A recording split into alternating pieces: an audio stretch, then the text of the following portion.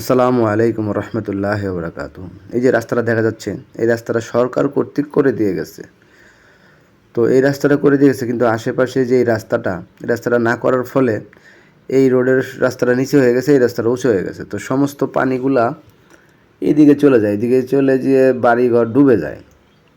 তো সরকারের তো আর কোনো কষ্ট হয় না, কষ্ট তো হয় যারা আমরা এখানে থাকি, যারা সরকারকে খাজনা দেই, তারপরে হোল্ডিং ট্যাক্স দেই। তো এখন আমাদের তো পেট বাঁচাইতে হবে। এই জন্য আমরা সরকারের দিকে আর তাকায় না থেকে নিজেরাই উদ্যোগ নিছি, এই নিজেরাই বালু ফেলাইছি, পাইপ টাইপ কিনে আনছি।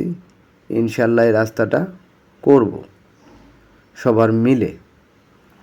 তো এখন এই সরকারি কাজগুলো যদি আমরাই করি, তো সরকারের দরকার কি, নির্বাচনের দরকার কি? নির্বাচন ছাড়াই চলুক।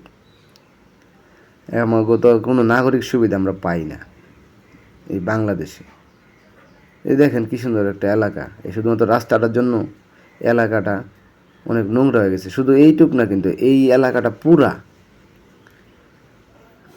এটা হচ্ছে সাভার ফুলবাড়িয়া। তো এখানে ডিপজল সাহেবের বাড়ি আছে। তো আসলে ওই এলাকাটা পুরোটাই জলাবদ্ধতা ভাই। তাও এই গলিটা একটু ভালো হয়েছে, এখন আমরা নিজেরা উদ্যোগ নিয়ে এই কাজটা করতেছি। তো খুব কষ্ট হইতেছে আর্থিকভাবে, কিন্তু কী করব, পেট তো বাঁচাইতে হবে। ঋণ টিন কইরা হইলেও করতেছি। 10 জন যেদিকে যাবে আমারও তো সেদিকে যেতে হবে। আমি তো আর একলা অন্যদিকে সমাজ ভঙ্গ করতে পারি না। যেটা রাজনীতিবিদ ও নেতারা পারে করতে, তারা মুখে বলে এক, নির্বাচন জনগণের জন্য, সেবা দেব জনগণের জন্য। তো কেউই কারো না এই বাংলাদেশে, সবাই শুধু টাকার আর ক্ষমতার। চুরি করব আর বিদেশ গিয়ে বাড়ি গাড়ি বানাবো। কিন্তু ভাই, আমাকেও ভাই এই দেশের প্রতি মায়া মহব্বত আছে। এই দেশের মাটিতে জন্ম নিয়েছি ভাই, এই দেশের মাটিতে জানি আল্লাহ মৃত্যুবরণ করায়, এটা আল্লাহর কাছে চাই।